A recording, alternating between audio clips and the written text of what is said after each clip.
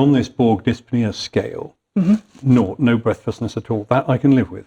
5, severe breathlessness. Obviously, that's a judgment call. Yeah. 9, very, very severe breathlessness. And then 10, maximal. Well, what does that mean? Vomiting into the ditch by the assault We're in danger course, zone. It's talking about, I would say sort of round about the 8-9 mark, you probably could still manage it with what inhalers they have with them. Okay. Yes. By 10, you're talking probably medical intervention at this point. So that's the one that I'd be that's the one you need to be worried about. No, absolutely not.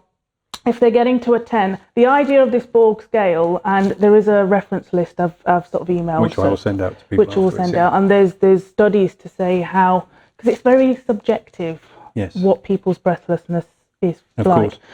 What I find is, in my experience, if someone sat there like you and me, they potentially, so I'm going to go on to the next one now,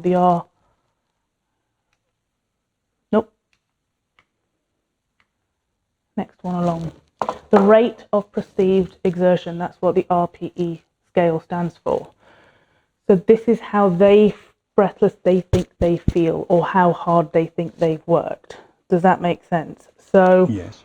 How does that differ from the Borg scale then? So the Borg is while exercising. This could be not while exercising. So they could be like sat here, you and me. Maybe they've come to your clinic and they've walked up the stairs, and to me and you, they may look absolutely out of breath, really huffing and puffing, but on the scale of it, they actually might find that a number 3. That might be quite easy for them, depending on what lung condition they've got. Others can come in and they can be sitting quite quietly, but they could be feeling like their breathlessness is at 7.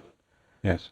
Does that make sense? Yeah. So Yes, it's very subjective. So it's good to know these scales, and everyone who's been through pulmonary rehab, or at least through the GP in order to get the diagnosis and gone through that whole procedure, should have access to these. And I suppose also one of the things you'd be looking for is not necessarily what number they are, but what the change is afterwards, because their perception will be important and will make that change. And this is where exercise comes in. The idea of exercise is, if it's become a chronic condition, you're not going to reverse it, but what you can do is make their quality of life easier.